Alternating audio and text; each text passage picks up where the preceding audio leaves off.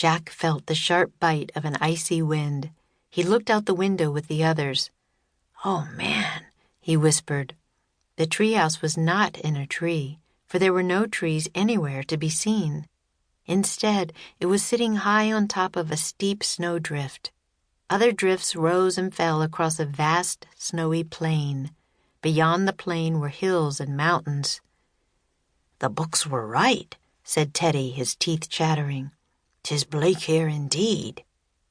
"No, 'tis lovely," said Kathleen. "'Tis the land where the northern seal people live." "Cool," said Annie. Jack dug his hands into his pockets. He agreed with Teddy. The land did seem bleak and freezing. "I wonder where Merlin's staff of strength is," he said, shivering. "Let us begin our search," said Kathleen. "The message tells us we must travel toward the setting sun." Kathleen climbed out of the treehouse window. She gathered her cloak around her and sat down on top of the snowdrift. Then she pushed off and slid down the steep slope. "Oh, wow, wait for me," called Annie. She climbed out the window and followed Kathleen. Whooping, she slid to the bottom of the snowdrift. "Come on, you guys, it's fun," she shouted. Jack and Teddy looked at each other. "Shall we?" said Teddy. Jack nodded. He pulled his scarf tighter around his neck and followed Teddy out of the window. Jack and Teddy sat down side by side. They pushed off and slid down the icy snowdrift. Jack couldn't help whooping, too. It was fun. At the bottom of the drift, Jack and Teddy scrambled to their feet. Jack brushed the snow off his clothes. He could see his breath in the frigid air. "It's just a little chilly," said Annie, hugging herself. Only Kathleen seemed not to mind the cold. She was smiling as she lay on the ground, gazing up at the sky.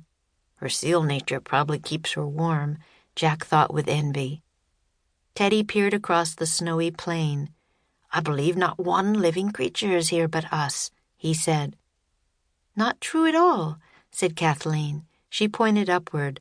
"I see snow geese and whistling swans." "I can almost see them too," said Annie. Kathleen stood up. She shielded her eyes and gazed across the plain. The cold sun was low in the sky. It cast long blue shadows beneath the snowdrifts. She pointed into the distance. "And see, a white hare is leaping home before dark," she said. Jack looked where Kathleen pointed, but he couldn't see anything moving at all. "I see a snowy owl, too," said Kathleen. "And, oh no." "What?" said Annie. "Wolves," Kathleen said with a shudder. "They just disappeared behind a snowdrift. My people greatly fear the wolves." "You need not be afraid. I shall protect you," said Teddy. He took Kathleen's hand. "Come, let us make haste toward the sun." Together, Teddy and Kathleen headed across the snow-covered plain. Their woolen cloaks waved behind them. Annie and Jack dug their hands in their pockets and quickly followed them toward the setting sun. As Teddy, Kathleen, Jack, and Annie trudged across the frozen plain, the sun sank closer and closer to the horizon. Its last rays poured purple-pink light over the snow. The wind blew against Jack's face. He looked down and kept walking. The cold felt like needles on his skin. Each icy breath was painful. He hoped they found Merlin's staff of strength soon. He couldn't imagine anyone surviving for long in this lonely, freezing land. Jack's thoughts were interrupted when he heard Annie calling. He looked up. The sun had completely slipped behind the horizon. In the cold twilight, the snow had faded from purple-pink to a dark shade of blue. "Jack, come look," Annie called.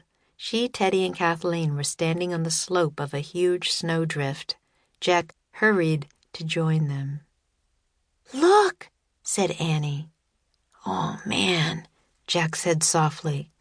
On the other side of the snowdrift was a glimmering palace made from huge blocks of ice.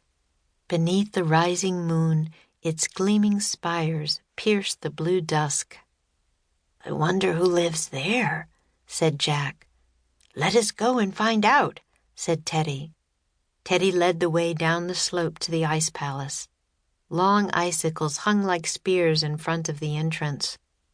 "It seems no one has visited this place in quite a while," said Kathleen.